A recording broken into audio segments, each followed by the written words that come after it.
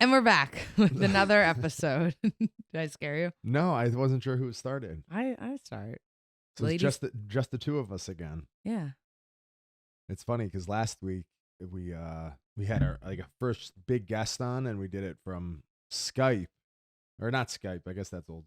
Like StreamYard. We did it through StreamYard, and it was a little different vibe. Yeah. Last week I felt like, and our guest, Dr. James, he was a little like smart for us. Yeah. And I think that because I had to really research to ask him like smart questions and stuff, but I don't know if that played well for our audience. So give us some feedback on that last one. Not talking shit on our audience, but I mean, I think our audience is similar to us, and Yeah. it's just a little. You have to be really into the information to be into that episode, I think. Yeah, I always think like a podcast needs to be either entertaining or informative. It doesn't have to be both, but it has to be one or the other. I guess that was informative, but it was like pretty heavy. Yeah. But it was good. I liked it, but same thing. It's kind of like I hear a lot of like scientific information or stuff that I can't really understand why, but I'm like, oh, okay. I mean, it sounds good. I'll try it. I like trying new things when it comes to like health and wellness. Like, yeah, if I hear like some hacking stuff. Yeah, right? like when years ago when I first heard about like keto, I was like, oh, let me try it. Cool. And so I like to just kind of try it for a little bit. I don't think anything I ever try is going to be like lifelong. I mean, some of them things I do, but I'm the same way. I love doing that. Yeah. Something new. Yeah, it's just fun to keep switching it up and like what's the worst that happens? You just find like a healthy habit, which I think is pretty cool. Yeah. No, I enjoy it. But we had a pretty good weekend. We went down to Florida for the first time this winter just because we've been busy. Usually we go a little more, but that was fun. Yeah, I love it there so much. It's just such like a great place. Everyone's happy. It's like you're in a different world. It's like you're in 2019. Yeah, it's amazing. I love it so much. It's crazy. So like this last winter, we were going a lot, and the difference from last winter to this winter is the same time of year is so crazy. It was Well, last winter I remember thinking, I was like, oh, it's pretty jumping down here. It was I mean, 10 times more people. So, and we were in the same exact area, so you could really gauge it well. But there was so much traffic, so many people. The airport was packed, restaurants were packed. It was insane. Yeah, Florida is like everyone's just like funneling into that place, but it's just so cool. It was so fun. I had such a nice weekend. I just love the nice weather. I'm always like, oh, I could live here. I want to live here so bad because it's nice weather. It's kind of, especially where we were in like South Florida, there's a lot of like people from New York, Massachusetts, New Jersey. So you still kind of get that fast pace, like ball busting type of atmosphere, which I love. But with the beach, I need to be near a beach. The only thing is, if I live there, you are near the beach, but it's not like beach culture like here in the summer. It's like it's more like people who live there. I don't think go to the beach too often. Right, and I feel like when they go to the beach, they might go with just like a chair and a drink for like a little bit. Like I love it here on Long Island or New Jersey. When you go to the beach, it's like shore life is different. It's so different, and like there's not much like sport activities. Like you're not really like surfing there. The waves are kind of calmer. Like it's nice, but I'm like. I like the beach. There's more here. like boating that up and down the Intercoastal. We went on a nice. Our friend who we were there with has basically a yacht, and we went on his boat, like a 70-foot boat. The captain. We're going down the Intercoastal, and it was us and my friend and his wife, and we're going down the Intercoastal, and it's so beautiful, and we're having fun. But for like a second, I was like kind of depressed. Why? Because I'm on this like yacht, and you're driving by like $30 million houses after $30 million houses, and then like 100-foot yachts are going by you, and all this like spectacular stuff. I'm like, who the fuck owns a 100-foot yacht? Yeah, like who is that person? And there's so many of them. And there's so many of them. I'm like, fuck, I'm a loser. And I kept thinking that. I was like, well, I'll never have a 100-foot yacht, probably. I mean, even if you like kill it and you get to worth like. If you're worth like $50 million, you're not having a 100-foot yacht. No, not even close. No, you'd be like a billionaire. Pretty much. Like to get to like 50 million, like that, you're pretty successful, but it's Right. like obtainable. You could be like, oh, if I do this, this, this. But to get to that, like those 100-foot yacht You're like, there's people, just not enough years. there's just not enough time. Yeah. But I always wonder, like, what do those people do? Yeah, you're like, how is there that many? And that's Right, just there's right where so we many. were. Yeah. Yeah. Like yachts, I never really understood either until Like helicopters on top of boats. I never realized like it was so foreign to me. I didn't realize like how expensive they were. And you say like, okay, it's, what do you like, how many millions of dollars? Like 100 million. Yeah, but that's just for the ticket price of it. Boats are, oh, the main, like just to take that boat out is like $10,000 for the day. Yeah, like even our friend's boat, which is like what was it, 70 foot, 75, 70 feet. 70 feet, yeah, and it's like to get it cleaned, it's like $3,000. Yeah, to get it cleaned, and then when you, yeah. That's insane. You know what I mean? Yeah, it's like everything we talk about all the time, like the levels to things, but like people will drive by like a 70-foot yacht and like a 120-foot yacht, and we're like, oh, look at that's a cute little boat. Yeah. And they think like you're like a loser. It's just so insane. It's crazy. I love stuff like that though, but it also kind of like for a minute will like depress me, but then I'm like, oh, I shouldn't really think like that because I'm on this boat having a nice day. Well, you're such a crazy person that if you got like 100-foot yacht, if you got to the point where you got a 100-foot yacht, you would look at someone that has like an even like a bigger yacht or one that has a helicopter on it, and you'd be like, I'm such a loser. I don't even have a helicopter on my 100-foot yacht. Yeah, probably. But it's wild. I wish I knew what those people did. I want to just like pull up to their house and like ask them, like that guy who does those TikTok videos. Yeah. But I don't think it's anyone does anything. I think it's like legacy wealth. He's done some, I think it's Daniel Mack maybe is the guy that did TikTok. Yeah. He started doing it with cars where he goes up to him and he's like, what car do you drive?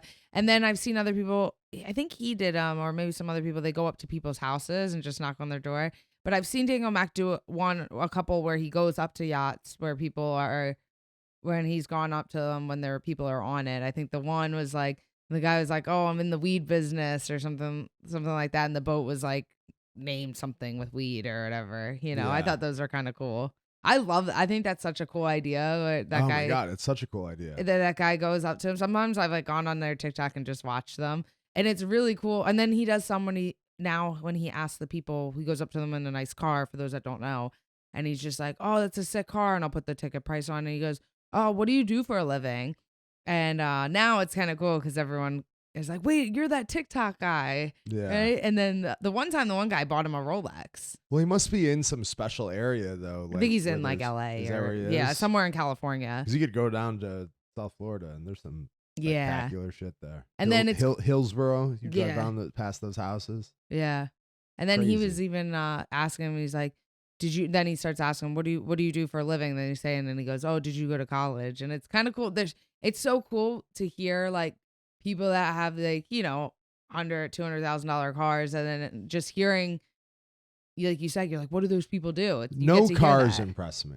Like if someone drives like a, Lamborghini, I'm like, I mean, anyone could drive a Lamborghini. Yeah. But a yacht, like a 100-foot yacht, like that's different. Yeah, exactly. Right? Like a Lamborghini is just sort of like, a lot of them are just irresponsible. Right? Yeah. Like anyone could drive a Lamborghini. That's true.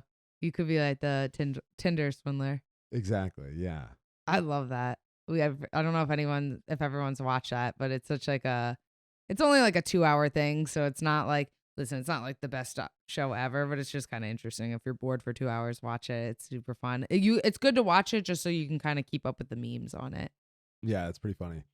Then we had the Super Bowl, came back Sunday. We had the Super Bowl. We're not really like football people, but I thought it was like a good game. It was like the first football game I watched in like years from start to finish. I watched the whole thing, but I thought it was pretty cool. You didn't watch 1 second of it. What'd you do? I was just in the other room. I took a gummy and I was just giggling. Just giggling? Yeah. But I had a great time. It was like the best Super Bowl I've ever had. Yeah. So fun. And you watched the halftime show. I watched the halftime show. I didn't see one football player because I was in a separate room. I didn't see So when they said the halftime show, I went over and watched that. Yeah. I love all the memes about it. Like, if you enjoyed the halftime show, it's time for Botox. Well, because it was like early 2000 rappers and stuff. Yeah. Yeah. Yeah. That's kind of funny. Yeah, it was pretty good. I mean, the only thing, it's funny because like our friends that we were with, they have a daughter that's in like middle school. And she didn't even know She didn't him, know right? anyone. You say, who's that? Mary J. Blige. She's like, never heard of her. Wow. She didn't know anything. She was so it's kind of weird. Usually for the Super Bowl, they kind of take, for the halftime, they either take someone that's just completely mainstream in the current time, or if they use like older artists, they do an older artist mixed with a current artist. Right. To kind of please everyone. So I'm surprised they didn't do that, because with that halftime show, it was so stacked with different artists. But like, if you're like older generations, like right. you're probably real like time specific. Yeah, you don't know. And then younger wasn't into it. Yeah. You know. Yeah. They were saying, they're like, oh, if you're thinking finally they're not having older artists, they're like, no, you're the older person now. You're the older person now. Yeah. Yeah. And I was like, damn, that's so true. You know what I mean? Yeah. We were watching it, and like, you know, me and Danielle, our friend that we were with, we were like dancing and singing, and like her daughter was like, okay. I was like, damn, that's it. We're You're old. That's it. Yep. But I enjoyed that. Then we had Valentine's Day, but we really didn't do anything special. Is it bad that we didn't do anything special? Am I a bad husband? No, it was funny today. You were out and then you called me, and like this morning I was like doing my morning stuff, and you were like, is it bad we didn't do anything for Valentine's Day? Well, because in the morning, like people were talking like what they did. Oh, me and my wife went to this place for Valentine's Day or this, and they're complaining about like what it cost and where they went to dinner and stuff. I'm like, fuck, we didn't even do anything. What did you say? But then I'm thinking, I'm like, I just think it's so.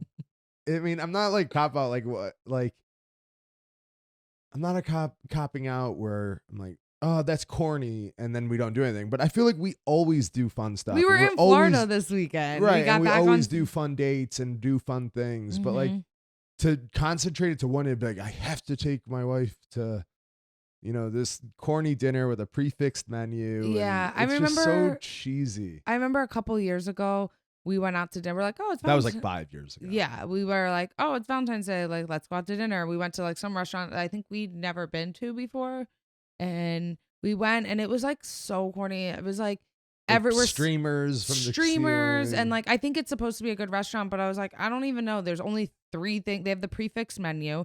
If you're gonna go to a nice restaurant, you want to be able to get whatever you want. And the way we don't just order one appetizer, one entree. We get like a bunch of things that we share it.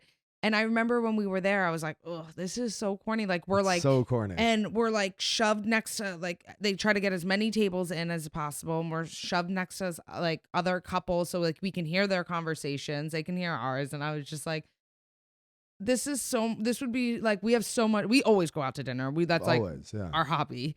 But I think that night was like my least favorite night we ever went out to dinner. Cause it was like so forced. And I was like, I think that night I was like, from now on, like, let's never make the mistake. Cause sometimes you're like, oh, it's Valentine's Day, we should go out to dinner. And I remember we were like, let's not do that. We could do it. Even if you picked food up and had it at home or do something different. We got like 2 steak. I was like, ooh, I'll get steaks. I went to pick them up. I mean, we have like steak like all the time, but I was like, all right, I'll get a ribeye and I'll get a couple fillets. And when I went at like 4 p.m., I was like, they were all out of fillets. They're like, yeah, everyone's getting them today. So we just did a ribeye and a strip. But yeah, I don't know. I just think it's so corny. And hearing these guys like talk about like what were they complaining? I mean, sort of, but just like, comparing what they did. And the one guy said that he got his wife like a day spa thing, and it was at this one place, but it was on Valentine's Day. But I couldn't imagine like getting like a day spa and you have to go. I made you an appointment today at 3:00, and then you're like, okay. Yeah. And you have to go, and I'm like telling you have to go do this. Like I would be so annoyed if someone did that for me. Yeah. Like, if someone bought me like a massage or something, but you have to go right now. Gift card, I'd be like, oh, cool. But if they were like, oh, I made you an appointment for Wednesday at 4:00, I'd be like, no, I'm busy. Yeah, like, or I just don't want to go. Yeah. If it's set time, that's not really like a present. It's an obligation. I definitely don't think it's like You know, I'm not the type of person that like, if you do something on Valentine's Day, you're so lame. Like, I don't think that at all. I think that's great because some people never go out to dinner. So if it's an excuse, especially if you Right. have kids, I'm sure it's a lot harder. Right. Right. So if it's an excuse for you and your significant other to go out, then I think that's great. But I also, and like, I don't think it's like, you know, some people do like the roses and the candy. And I don't think it's like, I don't need it, but I don't think it's corny. And I don't think if people do it for each other, I think it's cute because I'm just the person like, I don't necessarily, that's not me, but I love, you know, I say it all the time. I love love. And Yeah. when I see, I feel bad. no, 'cause I didn't get no. anything, but like, I always think like, Well, I didn't do I'm like, anything well, for you. she doesn't want that stuff. No. But then, am I like just thinking that you're being agreeable Well, or no. no? And I'm like, we're so fucking busy. I didn't have time. Like, Yeah. And then for me, I like how what we do is like, even like sometimes for Christmas or birthdays, we don't always do gifts. Sometimes we do, sometimes we don't. It's like, if I know that if one of us thinks of a really good idea and it just happens to be around that time, we'll do Right. it. But we do like gifts for each other randomly. And I think that's like so much cooler than Valentine's Day. You know what I mean? Yeah, I agree. I got my nails done yesterday, and the girl's like, "Are you doing anything for Valentine's Day?" I was like, "No, not today." I was like, "We just got back from Florida," and she's like, and I'm like, "What about you?" And she's like, "My husband forgot today was the 14th." I was like, but I mean, "Well, it's still," or it was like 11 a.m. I'm like, "Well, it's still early." Like, I don't know. that's It's funny. just kind of like a little. I think it's cute. Valentine's Day is cute for kids. I think it's cute when like people have daughters. Yeah, I think that's cute and too. the like dad gives them flowers. I don't know. I think that's really cute. Yeah, that's cute. Yeah. For sure. I used to love Valentine's. That was always one of my favorite holidays when I was a kid because I used to love when you go to school and you do the Valentines and you got like candy. And I always like just the Valentines that we used to get from everyone in the class. We used to put them in their cubbies. Like, I don't know why. I thought that was so cool. I like loved that. That's funny. You used to do like the 25 cents lollipops you could send to people, like the grams or whatever. I thought that was so cute. Yeah, that's cute. But so we had fights this weekend too. I thought it was a pretty good card. There's few that are kind of worth talking about. There was your weight class, Roxanne Manafari versus Casey O'Neill. Roxanne was a retirement fight. Casey O'Neill is like a hot prospect. Everyone's like big on her. I think she's undefeated. 4-0 in the UFC, undefeated. Yeah. She had some finishes prior to that. She looked good. Did she? I thought it was like relatively close. 29-28. I thought she looked good. Oh, no, it was a split decision actually. Yeah, I didn't think it was a split decision. I thought it was. Yeah, I don't know. I thought Casey O'Neill definitely dominated, but my thing is like cool. I mean, Roxanne's like, they really like, people love Roxanne. It was wild. I was shocked like how much people love her, and then like afterwards, like she got the interview after like a loss because she was retiring. Like that's something I would expect like Cowboy Cerrone to get something like that, or some like legendary like UFC guy. But she's had, you know, a handful of UFC fights. I think 7. Is that it? Maybe less than 10 for sure, but not a ton. Way less than you. She's been around for so long. Yeah.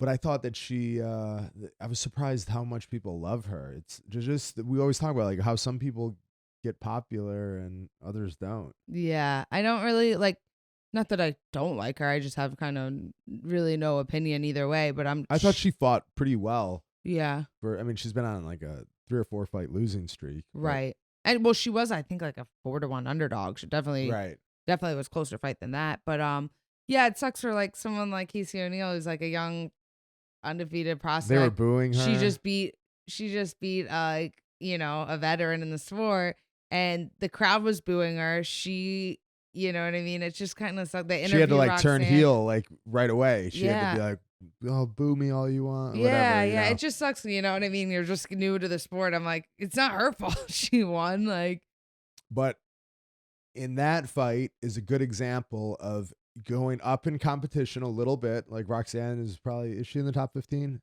I think she was. I don't know. I think maybe she was like. I think maybe during the fight I saw an 11 next to her name. Okay, so she's in the top 15. So it's Casey O'Neill's first opponent in the top 15, and it was a competitive fight. It was a, split Mm-hmm. decision, where her 3 previous fights, she had all finishes.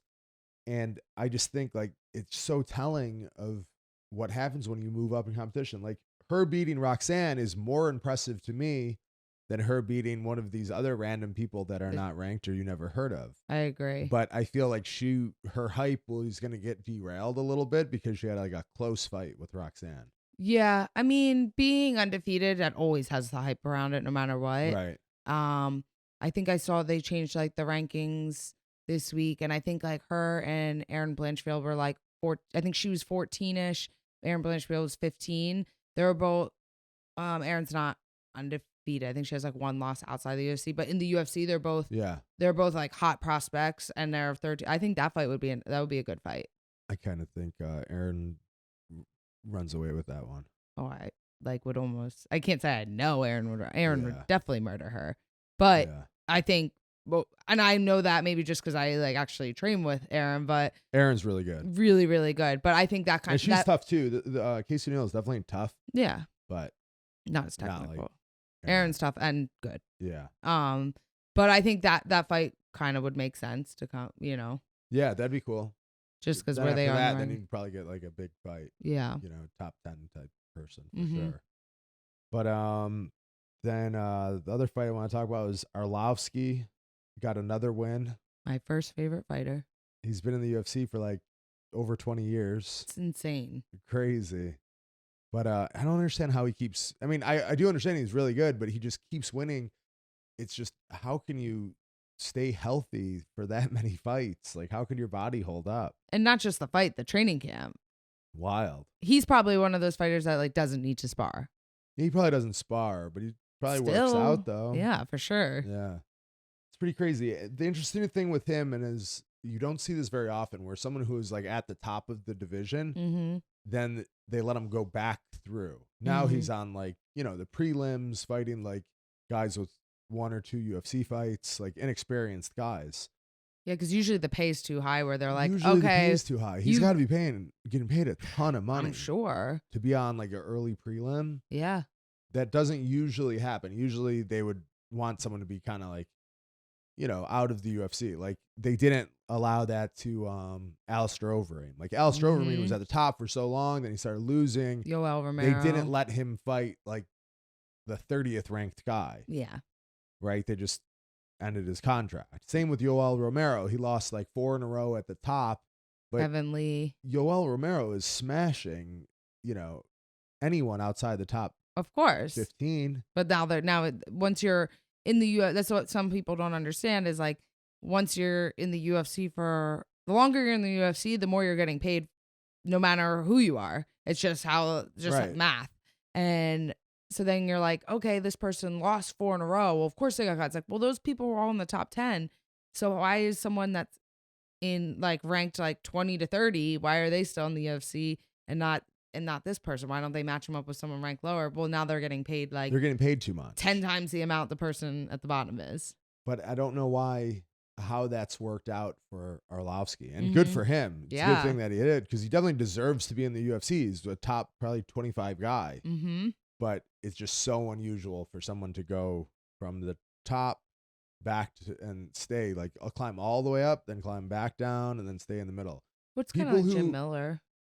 He was never at the top though. He was never at the top. Yeah, I guess you're right. And he probably stayed in the same spot almost for his full career. Yeah, that 15. Yep. Yeah, he never went back down to fighting that. Nope. He's fought the same type people for his entire career. Right. Where like Cowboy Cerrone, I guess, has come down through the ranks, but he was pretty close to the top.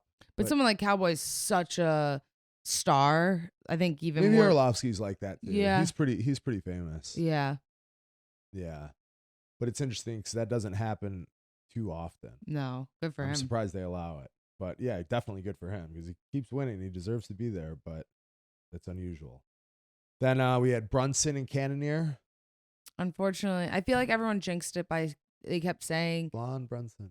Blonde Brunson hasn't lost. And I'm like, I like Blonde Brunson. I like Brunson too. So hopefully, just because he lost, he doesn't go back. I hope he stays blonde. Yeah. But he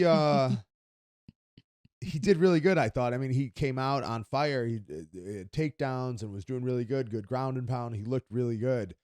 But Cannonier is just like a beast. It looks like he just has so much strength. He doesn't look super technical on the bottom, but is able to like come back up to his feet. Yeah. And if you keep coming back up to your feet, it's going to be exhausting.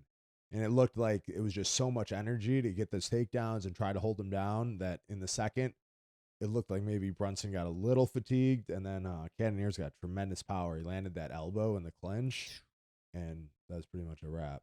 It's so defeating too when you land a clean, perfect takedown, get the person down, and then they pop up. It's like, wait, it wasn't like sometimes, it's different if you like do a takedown and you kind of almost don't get it and get it at the end, they pop up, but you weren't really tight. But when you get a clean takedown and they pop up, you're like, first of all, it's just exhausting and it just is defeating, especially if that's your game plan going in to take them down. Yeah. The takedown is one thing, but the ability to keep someone down is something else. And the guys who are the best using wrestling take someone down and they keep them down. And Brunson is one of those guys, but Cannonier just did it. He's just tremendously strong and just was able to get out. Khabib, Gregor, Valentina, they need one takedown. Mm-hmm. One takedown in the round, and you're not going to get back out. Yeah. Valentina's like that. Gregor's like that. Khabib's like that. Probably Islam Makhachev is like that. Yeah. Where one takedown, that's it. Yeah. Where Brunson had to get several takedowns, and that gets exhausting. And we'll talk about it, but it's same in the main event. Whitaker, he got a handful of takedowns, but he spent no time on top. So then it's like just kind of exhausting. That's why you got to have like insane, like someone like Gregor has insane cardio where he says it all the time. He's like, if I take him down 100 times and I get up, he's like, I'll take him down 101. And he can do that. But that's like a special gift to be able to do that, especially at the top level. Yeah, it's really hard. But Brunson is usually very good at keeping someone down. Cannonier's just a beast. But also I think, just a good elbow, too. Yeah, and a great elbow. But I think he'll probably get a title shot now. They talked about either him or Sean Strickland next. But his win was much more impressive than Sean Strickland's, I thought. Especially them being so close. I think you go with whichever one was better. Yeah, it was much more impressive. And he finishes a lot of fights, so you're not going to outpoint Adesanya. Like Strickland outpoints people, tremendous distance stuff. You're probably not going to outpoint Adesanya, but Cannonier's someone who has like tremendous power. Maybe anyone can get knocked out. So I think the only shot like he has to beat Adesanya would be to knock him out, and which he definitely could. He has so much power. Mm-hmm. But so that was a good fight. Then we had Tuivasa versus Lewis.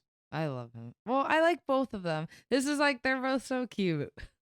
Yeah, they're both cool. I kind of was like the same person, so I was like, oh, I really like when Derek Lewis gets interviewed after he wins, but then I like that whole shoey thing. Yeah, but they didn't really show him doing it. He didn't do one like the last time. I mean, he was like on the cage. Steve will do it, threw him a shoe, and then did it, and he did it there. They didn't do that. They probably didn't let him, which I'm surprised. That could have been the state commission thing, though, not UFC. Because some commissions, like, you get fined if you sit on top of the cage. And they're like, oh, if you do that, you're going to get fined. And so it could have been something like that. But, man, that fight was awesome. It was. It was just insane that usually if Derek Lewis hits you, I mean, you go out. He had him, like, pinned against the cage on top, raining down ground and pound. And Tuivasa just got right up to his feet and went right after him. Didn't back down for 1 second. He just ate everything he threw at him. And his hands are so fast. And then another elbow. But yeah, it just looked like it was an impressive win.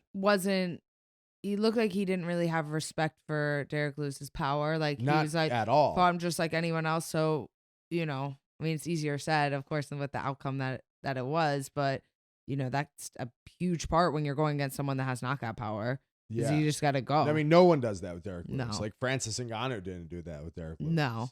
Nope. Derek Lewis, he's got some losses, but Derek Lewis had some good takedowns, though. Yeah, he did. I was like impressed. Yeah. That wasn't just like a takedown. He did a hit a nice inside trip. I was like, damn. He did that overhook, like judo throw. Yeah. I thought that was pretty impressive. Yeah. But the inside trip was technical. That wasn't just like. No, that's what I'm saying. Sometimes people get takedowns, so you're just kind of like holding the person and fall or whatever. I thought he was going to finish the fight there. That's when he got on top and like had him pinned into the cage. Mm-hmm. raining down ground and pound, but Tuivasa's just got iron chin and Yeah. like no fear whatsoever. I think I told the story before when I was fought in Abu Dhabi. He fought so you had to go for so much longer um for fight week. It wasn't so sometimes the fights overlap. So I fought and then the morning after we fought, I fought like got back to the hotel at like 5 a.m. and we didn't leave till like 1 p.m.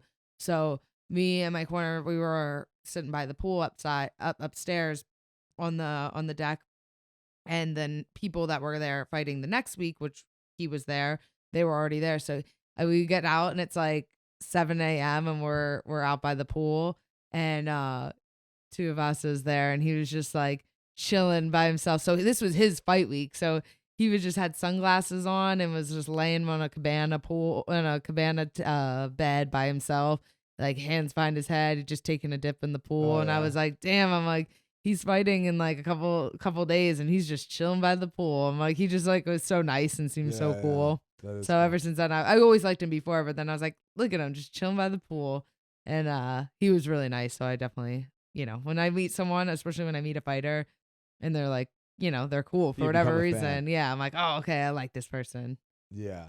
There's some fighters I've met where I was a fan and then I met them and I'm like, ugh, kind of douchey. And I'm like, I don't really like them anymore. I wonder who he'll fight next, because now he's in like, once you beat Derek Lewis, you're at the top of the division. Especially when you knock him out. Knock out Derek Lewis. Like, I wouldn't say he's not gonna fight like Curtis Blades. I think this is like I would take a step back. I thought I saw Curtis Blades is fighting. Who did I see that he's fighting? I can't remember. I thought I saw that he just got matched up with someone, or maybe I'm making that up. I don't know. But like maybe he'll fight Ciryl Gane. Yeah. Because he's coming off a loss. Because I think like Stipe and John Jones will probably fight. Francis is out. You always forget about Stipe. But Stipe and John Jones, the winner of that, would fight. When's that going to happen, though? I mean, hopefully it happens soon. But I think that Tuivasa will probably end up fighting maybe Ciryl Gane. That makes sense. Yeah. I'm into it. I mean, and that's similar. I mean, I guess, no, I mean, Ciryl Gane kind of fucked up Derek Lewis, though. He didn't finish him, but he kind of fucked him up. Yeah. But that's a tough fight because he's kind of pretty well-rounded. He's got like takedowns and, some grappling, and he's a really technical striker. But Tuivasa's just had so much power. I mean, you wouldn't bet on Ciryl Gane in that fight. No, not after seeing that performance. No, that's pretty cool, though. Then the main event, Whitaker and Adesanya. What'd you think? It was interesting. I think after the fight, I mean, when I watched it, I was like, okay, Izzy won. But after the fight, I was seeing like a lot of people thought otherwise. And I was like, wow, I want to rewatch it because I always say that when it's like a fight where I'm like, oh yeah, I definitely thought this person won, and it goes and like people think the opposite, or the fight goes the opposite. I'm like, I want to rewatch it because a lot of people thought that Whitaker won with the takedowns, but I didn't think they were, even with the takedowns, he didn't hold Izzy down. And I thought maybe he won one round. Yeah. Maybe like I think it was the second round, or maybe it was the second or third, but the first round he was getting fucked up. Yeah. And then I mean, just to take down, people were saying, oh, the takedowns won. I'm like, he didn't hold him down. And when they were standing, I felt like Izzy was picking him apart. And I felt like Whitaker maybe had the tools to beat him with the wrestling. But again, you got to keep them down. But yeah, you have to keep him down. And it just seemed like he wasn't, if he maybe just pushed a little bit more. I mean, it's obviously easier said than done, especially with Izzy's height, and he counters when you come in, and it's really dangerous. I think he just needed more effort, and then maybe, but I mean, I thought Izzy won for sure. I mean, I thought he won for sure too. And people were talking about they should fight a third time. If there's no one else, like Max Holloway and Volkanovski, I felt like that was close. But those are closer. Yeah, that was a close fight. Yeah. If it's really close, or you know what I mean. It's probably like Whitaker's the second best guy, and he's beating anybody else, so he could put himself in position to fight him again. But realistically, I mean, I don't think he could beat him really, and I Yeah. don't think I wouldn't be like dying to see that fight. No. I mean, we'll watch it just because they're both good fighters, and I watch every fight. But I'm not like, eh. But a big criticism that I saw was a lot of people said you have to take the belt, you have to really beat the champ. Ugh, You have I to like, hate you when know, people say that. there's I feel like no that's such a like rule. a It's all the Chucky. same rule. Yeah. The rule set is the same every single fight. The scoring is the same. It's no one. There's no rule that says if this is a championship fight, you have to get 10-8 rounds. I feel like to that's win. such a corny But a lot of thing. people said that, like real fighters. Oh. I saw like Michael Chandler tweeted that about Corny. Yeah, but he was saying that in order to beat the champ, Yeah, I mean, I don't know. I just think that when I hear that all the time when people, I'm like, it's such a corny thing to say. That's not in the rule set, and it's like you have to beat them. Like maybe, and to even say like in a close decision they're gonna give it to the champ. Well, that's a personal. That's a personal thing about the referees or the judges that you don't know, and there's different judges all the time. I'm like, they judge each round by round and who wins and who loses. I mean, there's definitely bad judges, but I don't think anyone thinks of it like, well, he's the champ, so we're gonna if it's a close round, it goes to the champ. If that's the case, then they like should that. say when you fight for a title, that every round starts 10-9 for the champ. Right. I mean, if that's the case, if that's what people are saying to beat the champ, you have to. It's the same thing every fight. It just, I don't know. When people say that, it like literally annoys. Because they say it like it's a rule. They say it factual. Actuality, yeah, they say it like it's like a fact. Yeah. But in actuality, I think what they're maybe saying is in the judge's mind, the champ is going to stay the champ. Like they're like biased a little bit, but that means that they're not doing their job. But then it's like, why would the the judges be biased towards the champ? They don't know them. Maybe they're biased towards, they want an upset. Or maybe someone's like, if there's an Armenian coach or judge, maybe they're biased towards me, whether I'm the champ or whether I'm not. Like there could be so many things. Maybe a lot of the judges might be jiu-jitsu background, so they're going to be more biased towards jiu-jitsu in if there's more jiu-jitsu in fights. Like I always say, like, okay, say I take you down and I'm on top and you're guard and you're working from guard, I'm just holding you doing submissions. It's like someone that's not heavy on a judge that's more striking background or that's their preference, they might give me the round because I'm on top.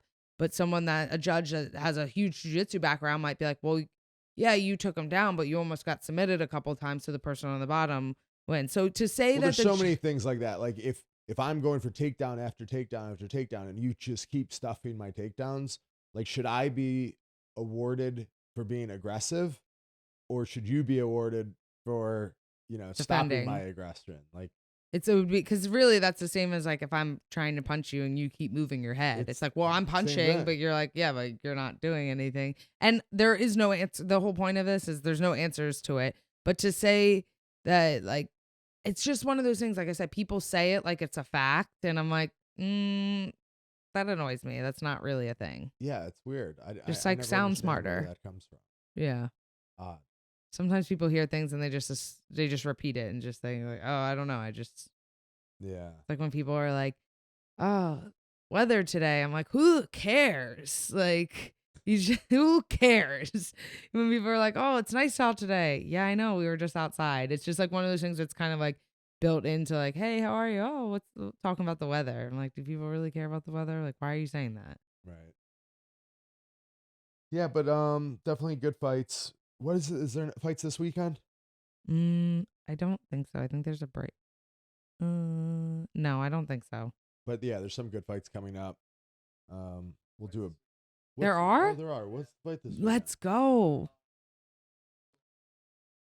Oh yeah. What's the main event? The Jamal Hill and Walker? Oh, okay. Yeah. All right. Yeah, the smaller card. Yeah. Love That's it. Cool. Oh, that fight got pulled? Yeah. I was looking forward to that fight. Yeah. Oh, that sucks. Yeah. But those fights, I don't know, when you get the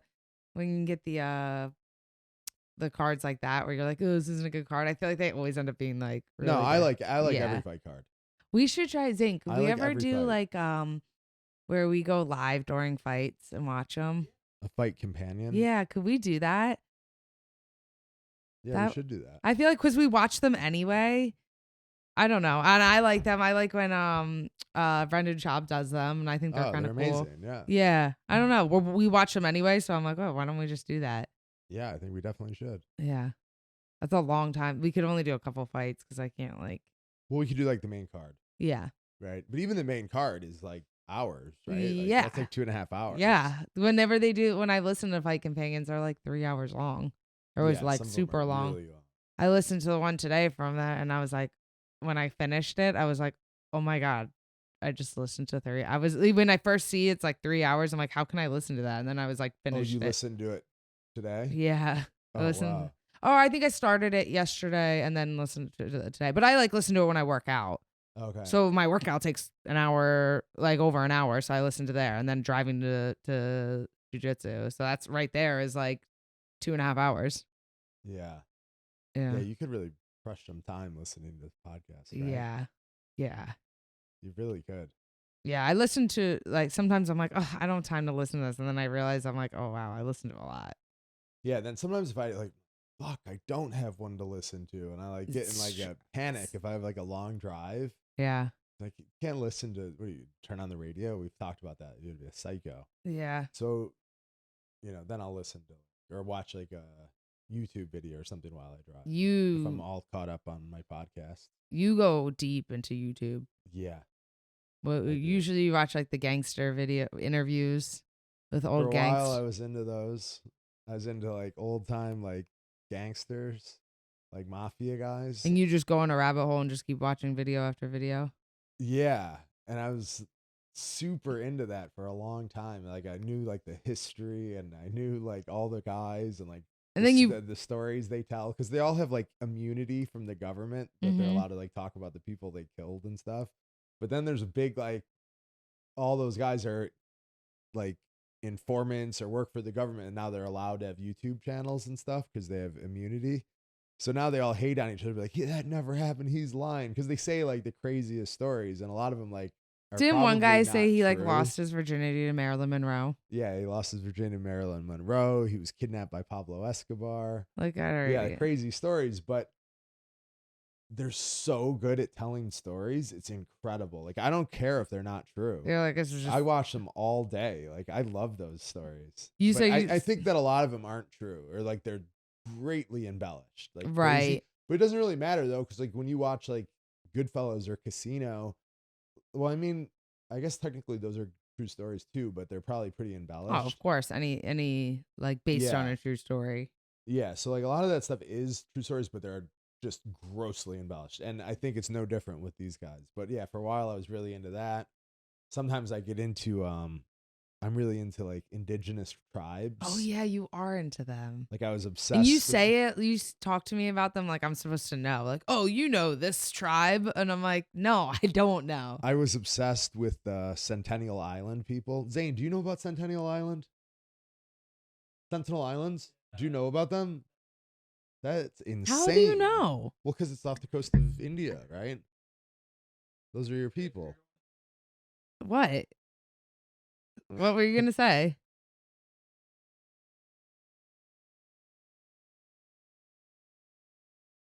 Okay, well my YouTube page is different. There's a lot more makeup and skincare stuff than tribal people. The people of Centennial Island is it's a tribe, and it's considered to be the only pre-Neolithic tribe in the world. Do you know what that means? Yes. What does that mean? It means they make their own weapons. No. Pre-Neolithic means pre-Stone Age. They don't even have stone tools. So the weapons that they use, what? And, the tools used are sticks. That's what I just said. They make their own weapons. Well, I thought, okay. That's literally what I said. Pre-Neolithic is. I know this because you've told me this 500 times. Pre-Stone Age. So these people are living on this island, pre-Neolithic life, and anyone who comes to the island, they kill. People have accidentally ended up on that island. They kill them. So I was obsessed with the Imagine someone like Tom Hanks who's washed up to shore and they're finally, I found someone. Oh my God, I'm dying. And then they just kill him. Yeah, they kill him instantly. Yeah. Cool. But so they're really interesting. Then I was. Do you think I would love to hear their take on COVID. They don't care. No. Well, but if they have no immune system. That's why you can't study those tribes. Like a true. Do you think they wear masks? Like uncontacted tribe, they have such like poor immune systems because they've never been exposed to germs or anything. So. Well, they probably have just like their germs. No, but if you go, you kill them all. Just like when the Europeans came to this country, they killed all the Native Americans with like smallpox stuff because they didn't have immune systems. Really. Yeah. Is this stuff that you just remember from? I feel like I've learned this like at some point in life, but I don't remember any. No, I watch all these videos, and like I watched I was really into the Maasai people. Who are it's a tribe in Africa? Oh. And they eat like raw meat and drink blood. They like stab a cow in the neck and then just bleed the cow out. And then they cauterize it with like a knife or a stick, a hot stick, so they could do it again. And they just drink the blood. That's a big part of their diet. They do that just for health reasons and diet, or is there some sort of like religious? No, I think mostly just diet. Yeah, but they live, just like they. Imagine drinking blood. Yeah. Yeah, and just everything's like raw meat. It's crazy because here it's like they cook it with like the fur on it. Here people are like, I don't eat sushi because it's raw. It's not cooked. It's raw. Yeah. And then these people are like drinking cow blood. Yeah, but I get into some weird videos on YouTube. Weird rabbit holes. Now you're into like art. Yeah, I'm into art. Yeah. Which one's that? Well, there's a lot, but I like any like super expensive art or controversial art pieces. The Salvator Mundi. Yeah. The Lost Leonardo. That one you made me. I watched that for like maybe like 6 hours the other day. Yeah. Of all stuff about like that type of thing. It's crazy because that to me I could be like, oh, that's insane. But I could watch stupid TikTok videos for a while. You just have to get into something. I've gone down like rabbit holes of like some like health stuff on YouTube a little, but I don't really go on YouTube that much. I go on YouTube like more than any other. Well, I think that's what I mean, obviously YouTube's popular, but it's not in my, if it's not, I mean, I have YouTube on your phone, I guess, but you have to have some time. Yeah. And like I have to have like a topic. Like I don't watch like silly things really. Right. But if I'm like interested in some topic, I just watch YouTube videos on it and I'm like stuck on that. And then you just like study everything. Yeah. I know you when you were into the gangster ones, you were like, I'm like on videos I'm even watching videos that have like 12 views. Yes. Yes. There'd be like 70 views. Because when you start a rabbit hole, you watch the ones with the most views because you're like, oh, that's probably the best one. But then when you go through all that, then you start going to ones with like. Then it's like embarrassing. You're like embarrassed in front of yourself. Like, why am I watching this stupid video? Right. No one else is. But that's cool because it's all like history. Yeah. I want you to learn more about the Centennial Island. You too, Zane.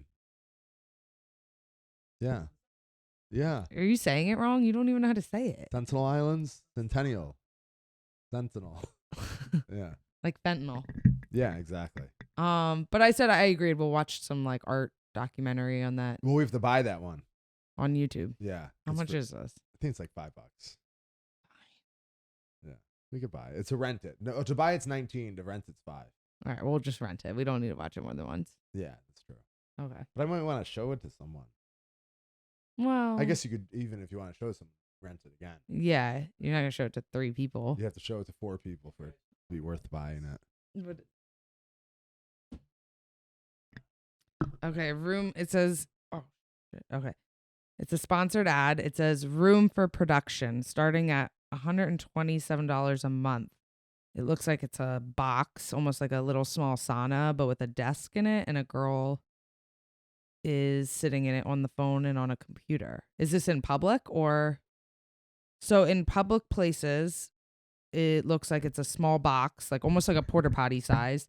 And it has, I guess you can go in there and close the door. So it's a room for production. $127 a month for these like porta potty offices. That's crazy. Look at this. Wow, that's just crazy. Go home. Like 127 of them. I could see if they were like maybe if these were in like a Barnes and Nobles or a coffee shop. So well, yeah, what is the point of that? Where do they expect that to? This is your sponsored ads are a lot different than mine. That's silly. I mean, everything's remote anyway now. Well, so, maybe that's the point. Maybe they're in public places, so if people are out and about and they can go in there. No, it's terrible. I think this is a terrible idea, and I think that people that go in there are dumb. Yeah. I mean, if you're that, go home. Or like, if you're in a coffee shop doing work, like, you know, if you need that much quietness and focus, then I think that you should just go home. Yeah, exactly. Go to a library. Dumb idea. But yeah, I don't know. So next week we'll have a guest on. We're gonna do. Do you have an Am I the Asshole? Can you read it? Oh, damn. Oh. Are we doing it or you want to save it? We'll save it for next week. Yeah. Okay. Thanks for listening. Thank you. Next week we'll have a guest. All right. Bye-bye.